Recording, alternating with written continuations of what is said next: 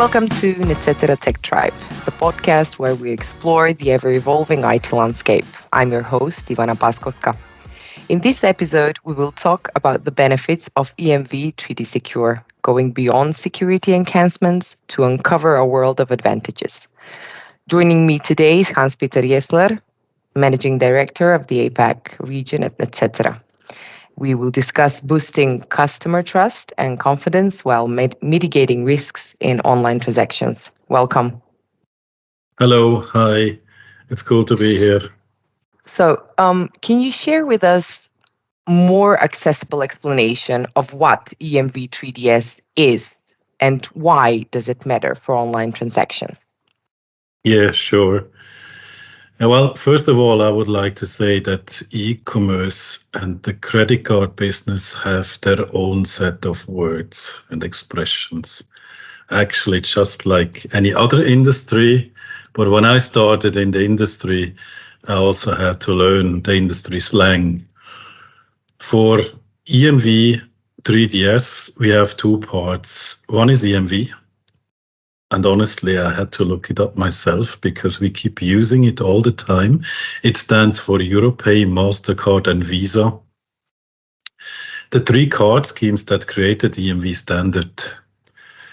EMV standardizes, in the meantime, many aspects of e-commerce and card payments. For instance, if you take one, there is an EMV standard even for QR codes or the chip in your credit card. These standards make sure that credit card payments work on a global scale. Imagine if you had different chips or different magnet stripes or different QR codes around the world, it wouldn't work. Every country would have had to have their own standards, and there had to be some kind of agreement on how to work together. Just think about the power sockets. They are not standardized, and when you travel, you need to have an adapter in every single country. Now, the second part, 3DS, or rather 3D Secure. The 3D stands for three domains that are involved in e-commerce authentication. Let's maybe step back for a minute and imagine you buy a book online. At some point, you end up on a page with the shopping cart where you click checkout, right? That's a common page. Everybody knows in the meantime. This web shop is part one, actually the first domain, the acquiring domain. That's the first D. It usually also involves a company that helps the merchant, the bookstore, to process the payment. We call it the payment solution provider. And the bank where the money you pay ends up in the end, the acquiring bank. From there, the journey goes on to the second domain, and this domain are the institutions just like Visa or MasterCard or Amex, the one that is written on your credit card, in fact. Because only the card schemes know who issued your card, which bank issued your card. Secondly, already halfway through to the third domain, that's the card issuer themselves. So your bank, for instance, that's on your card, that's the card issuer, that's the third domain. You might ask yourself why this matters for online transaction. Well, the bank evaluates the risk when you pay. So how high is the risk that this is potential fraud? And then either approve the transaction without asking you anything, or maybe asks you for a second factor, or what we call a challenge, if the risk is elevated. Once this is done, and we're sure you're the authentic cardholder, you're not a fraudster, the payment can actually happen and can be initiated. Yeah. So the whole concept, the EMV code 3D Secure Mystique, it's piqued interest in the corporate landscape, right? It's creating a sense of curiosity among industry players and consumers alike, definitely. And this phase refers to the latest developments in online payment security, particularly in the digital transactions. Can you share with our listeners and explain its importance for both businesses and consumers? Yeah, it goes along with what I just said before. I already briefly mentioned the credit card and e-commerce business without EMV standards would be like a different power socket in every different country. That's the major theme of it. Potentially, every country has to handle the authentication slightly differently, could or would. And this would be a large challenge because web shops, card issuers, card holders can be in completely different locations. I mean, do you even know where you ordered the book from? Is it from the US? Is it from Asia? Is it whatever, right? So it's around the world, and only with this one standard, transaction can be processed efficiently in milliseconds. For merchants, let's focus on the merchants. Let's go back to the bookstore. The beauty of this standard is, if strictly followed, the liability of the payment is with the issuer. So no matter if I, as a cardholder, afterwards challenge this transaction, the merchant gets his money. Since he can prove he authenticated the transaction correctly. For the banks, on the other hand, the fraud will also reduce because they can systematically screen for fraud before they process the payment. And for the customer, even more important, for the cardholder, it is an additional security aspect. It is so much harder for fraudsters to steal money by misusing the card. Yeah, yes, definitely. So it adds an extra layer of security to online transactions. But if we break it down a bit, can you explain how EMV 3DS makes online transactions safer? And in very simple terms, what makes it different and better than other security methods out there? Because there are different security methods, right? Yeah, absolutely. So the question is, how does 3D Secure accomplish a higher level of security? First of all, this is a standard that has evolved over a long time. That's not something that came up last year. We are currently on a version 2.3.1, and in the last 22 years, the smartest guys in the industry have jointly worked on the standard. EMVCO is not an isolated organization that defines standards. It's not an ISO or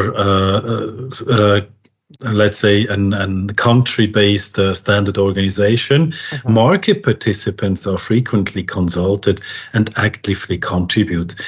Netcetera is just one of the well-respected contributors to EMVCO. What we hear from our customers, what we see in our developments, flows into these standards pretty directly. This has led to a very sound and secure specification as it is based on best-of-breed approaches. How does it stand out? It does not necessarily need to stand out. That's my major statement here. It is not a commercial product that has to compete against another one. It is the best. It is best applied in combination with many other measures. So it goes along very well with other authentication methods. Most banks do have it in combination with transaction monitoring for fraud, for case management, as well as anti-money laundering measures. Some merchant and banks combine it with behavioral biometrics, for instance, the speed and rhythm of your typing. You know these little puzzles where you need to say how many motorbikes you see on the screen. That's exactly it. Yeah. That's what we call a CAPTCHA or similar. Yeah. That is what stands out in the global acceptance. Increasingly, governments even mandate the use of it. Yes. But we as consumers, we're sometimes, when we frequently get that capture part, when you need to identify, for example, a crosswalk or a motorcycle, it's kind of a hustle. It's bothering sometimes. You definitely have to admit that. But incorporating 3D Secure into business transactions is becoming increasingly crucial.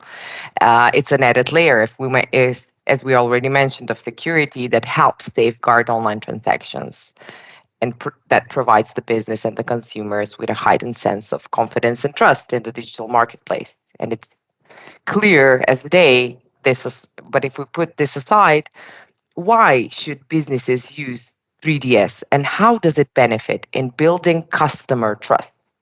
Okay, let me answer here with a small story. One of the earlier application of 3D Secure was the SMS OTP. When a customer ordered the product online, you might even remember, an SMS was sent to his or her mobile phone with a number or code, and the customer had to tediously enter this code on the checkout page. In later improved versions, the banks introduced a risk-based authentication. This means that not all transactions are challenged, only the ones with elevated risk. So just going back to CAPTCHA, we only do that if this is really a high risk, right? So we don't want to bother you because this is friction. The low risk could be, for instance, a very low amount in a local currency from a local cardholder.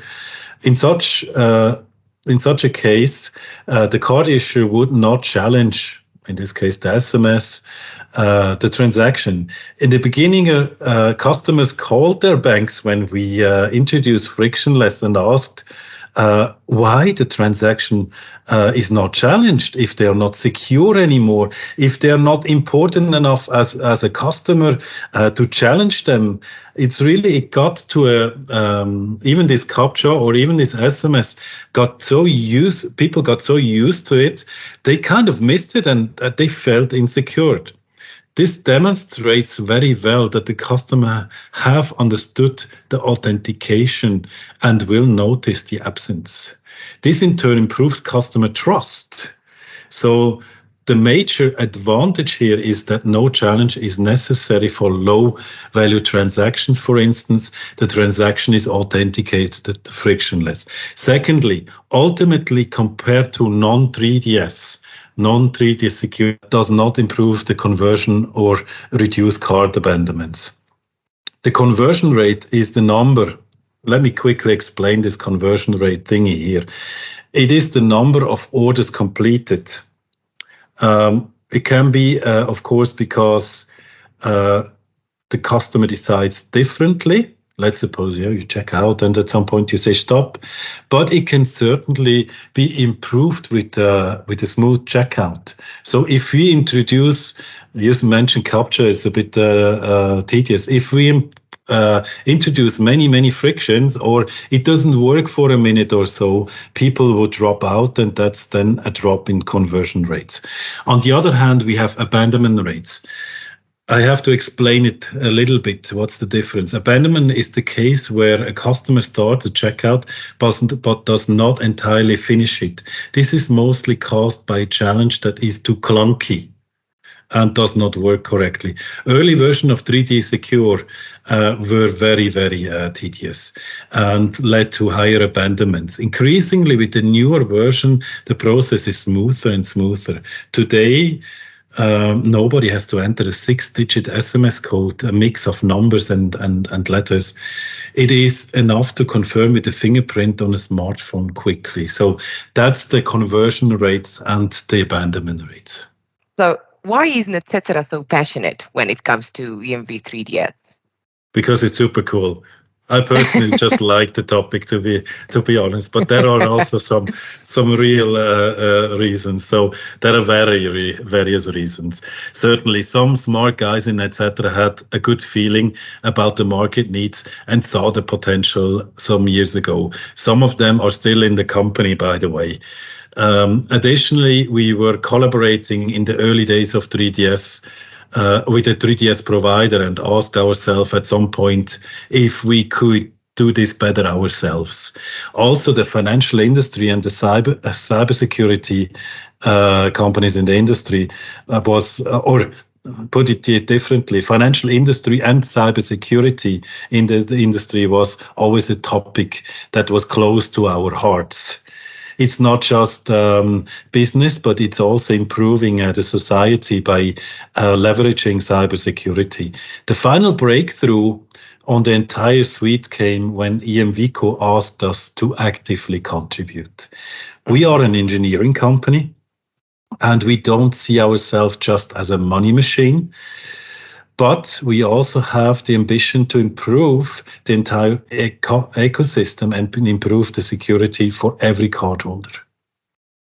Can you share examples where Netcetera has successfully implemented DMV 3DS and observed positive results in terms of security and customer relationships?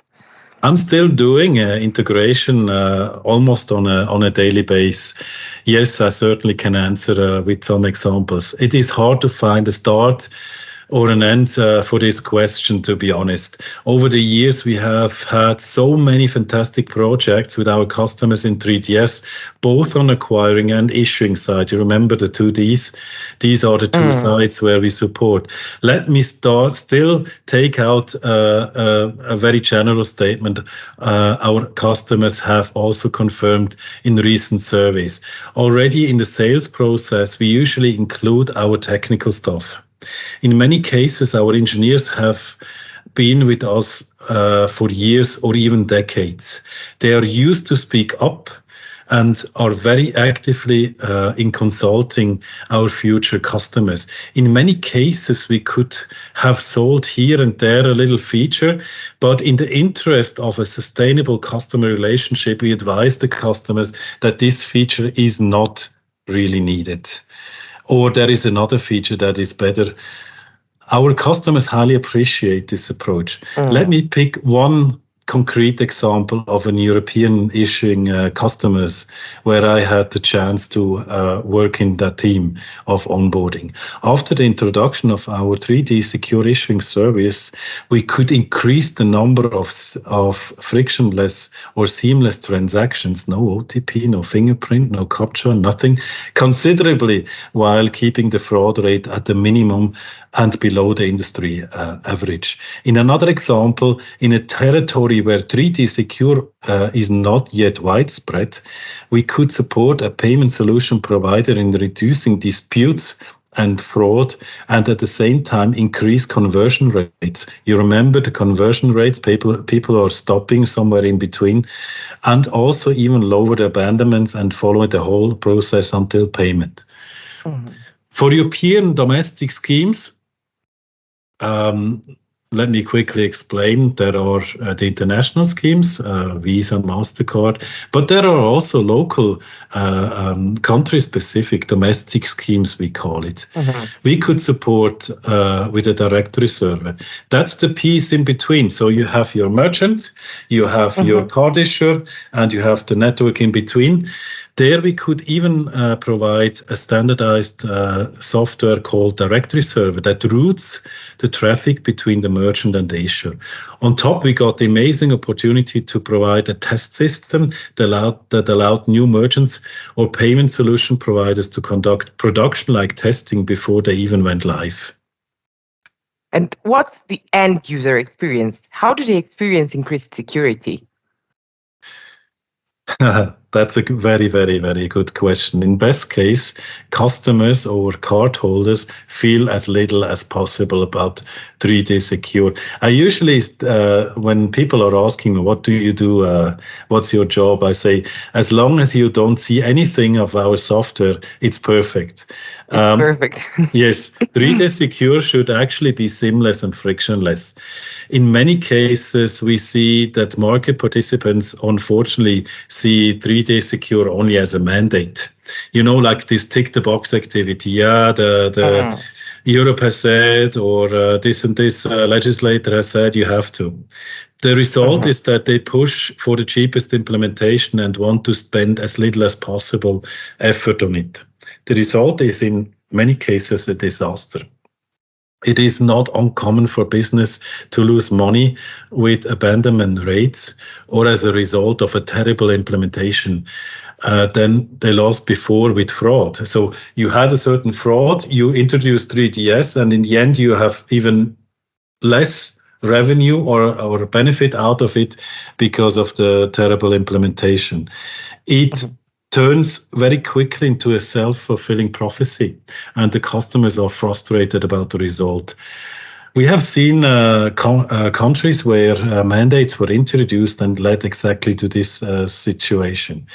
A 3D secure implementation does not need to be super costly, but it has a certain price and has to be done thoroughly and diligently. We have seen such projects can both decrease fraud and abandonment rates at the same time. Are there any specific challenges or considerations that businesses in the APAC region should be aware when implementing EMV 3DS? Yeah, since I live in Singapore, I know a little bit about the region, of course, about the APAC region. Fraud in Asia is highly professional. And I mean it in the way, in most cases, more professional than other geographies. This is for two reasons. We have in Asia countries where with relatively low wages. It is easy to hire a large crowd at a low cost, and even smaller frauds are still profitable. This is also true in any other geography with low wage countries. In many countries in Asia, the payment ecosystem, and that's a second reason, still works on the base of SMS. SMS is not secure and is relatively easy to hack. As a result, those countries are an easier target for fraudsters compared to other countries with higher security standards or even mandates. A fraudster will always target an easier victim first. Luckily, an increasing number of Asian countries have switched to a higher security standard by mandate.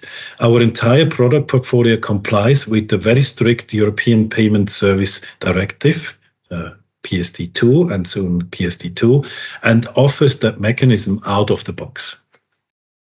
And how do you see the landscape of data security and information security evolving, especially in the context of online transactions in the APAC region concretely? It's the thing that makes me interested in the topic every day from new, to be honest. I recently discussed with a customer in a region who said that 3D Secure is a fire and forget activity for him. Once integrated, the solution is only satisfying if he doesn't hear anything about it anymore. This could not be further from what we see on a daily basis. Fraudsters step out of the dark corners. In many cases, they're organized into large companies that appear almost like legitimate companies with HR, with accounting departments, and endless funding in the background. And they even recruit people directly from the universities, believe it or not. Standing still, it's amazing. It's amazing. Some of these students don't even know what they're signing up for. It's good money for them, and they only realize after a while what they signed up for. Standing still is definitely a step back because the fraudsters improve at high speed. We have recently seen in various events that AI is sold as the new magic against fraud. Yeah. You know, it's true for both sides. The machine detects fraud magically and learns continuously. Do you think fraudsters have overseen this development? Seriously, I mean, they have been using this AI as long as we did to fight against it. So what's very, very important here, the message is it's not a sprint, it's a marathon. It's definitely a marathon, right? And let's talk about Netcetera a bit. How does Netcetera turn software into value by securing online payments, would you say? Yeah, certainly we can talk about this. The 3D secure journey has to be of great value for Netcetera. Our major concern is, however, to create value for our customers with software. We are sure that creating value for our customer will also create value for us. Yeah, sounds a bit like a sales pitch here, but let's take an example of 3D Secure. We create value with our software for our customers in many ways. We reduce fraud with better authentication. We also, at the same time, increase revenue with more options for payment. You might encountered, I'm pretty sure you encountered once the possibility to store your credit card when you buy at the same shop all the time. Yes. To make this secure and give the cardholder a good feeling about it also increases revenues for our customers. If you say, I don't want to save it with the merchant, I don't really have a good feeling entering and storing my credit card information. We offer a solution for guest checkout. So even those people can order with our merchants. We have a highly reliable authentication, which means it's up all the time. There is no such situation where a customer cannot pay, which means the revenue is not decreased just because the system is not working. It's frictionless, it's seamless in many territories, which then also, of course, animates the customer to buy more often in your shop. And the reputation as a trusted participant in the ecosystem, it's okay if our customers mention us when talking about reputation, trusting on a reliable partner. Reducing compliance efforts, this is also a big thing. We have a lot of experience in compliance with these EMV standards and also with the network standards. And therefore, we're most probably more efficient, and we do it for many customers and can reduce these costs on the customer side. Yeah, and we are in Invico. We hear about the new standards very early. We can even influence them. Yeah. And that's, of course, you are really on the edge of technology with us and have this information advantage because we share news usually upfront and you know about them before others know. And many more. In any case, data security is definitely non-negotiable for us. And for the end of this episode, what are the emerging trends or technologies that businesses should keep an eye on when it comes to payments? So let me take the crystal ball now. Certainly, it's just a crystal ball. You never know in which direction. Who would have thought 3 years ago where we end up at home and not being able to go out? But although not new, I think one of the big thing is what we call click to pay. Which is taking off. I mentioned before, you remember, I mentioned before that there are still high number of people who would not like to store their credit card information with a merchant online. And click to pay is exactly the solution which allows you to have a guest checkout. We call this a guest checkout without storing your information. But at the same time, you don't need to enter a password or a credit card number anymore.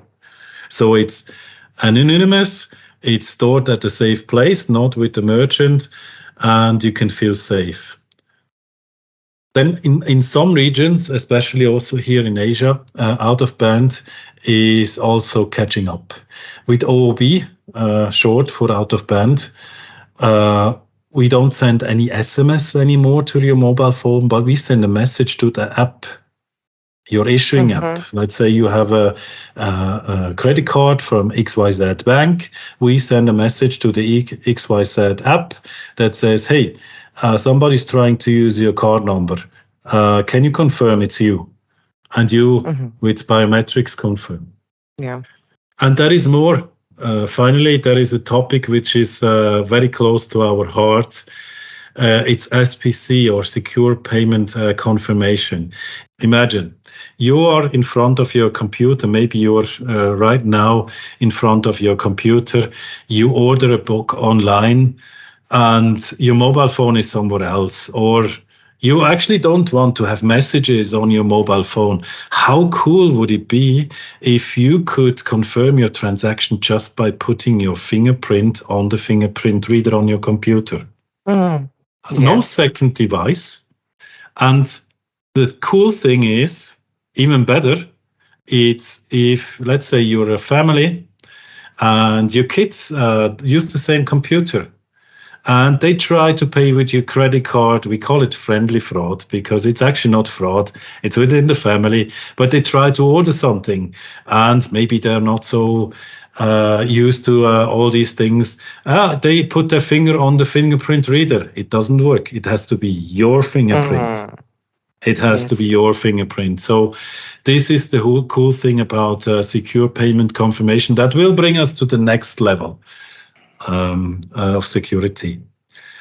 In Europe, of course, we are in the middle of analyzing Payment Service Directive 3, PST3, I mentioned before, the regulation.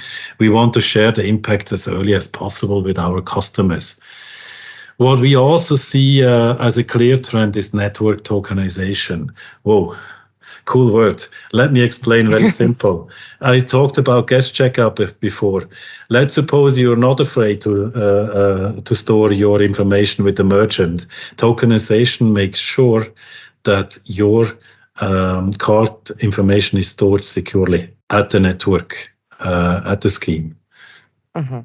We also see one small trend in here and there, which is delegated authentication, which means that the merchant could actually do the authentication themselves without involving the card issuer. So if they know the customer so well, they could actually do the whole story themselves, and there is absolutely no friction anymore. That's what we call delegated authentication.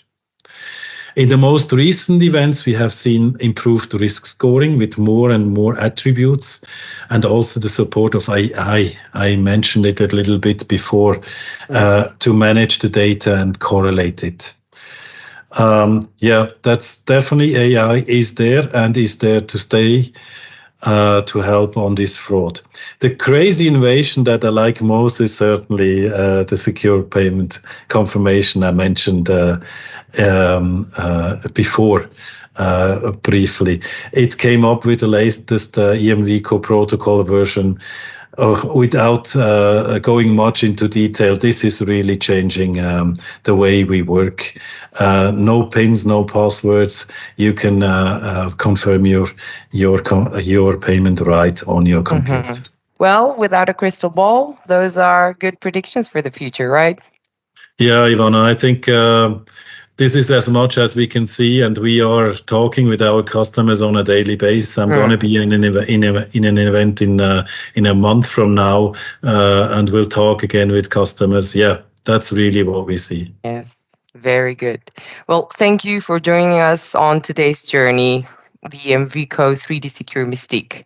I hope you found our discussion insightful and that it shed light on the benefits that it brings to online transactions. A special thank you to our guest expert, Hanspeter, for sharing valuable perspectives. Yes, and to our listeners, your time and attention are truly appreciated.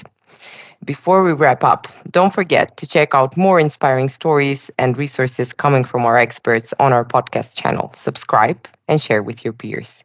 As we conclude today's episode, remember to stay curious, stay informed, and stay secure. Until next time, I'm Ivana Paskowska, signing off from Netcetera Tech Tribe.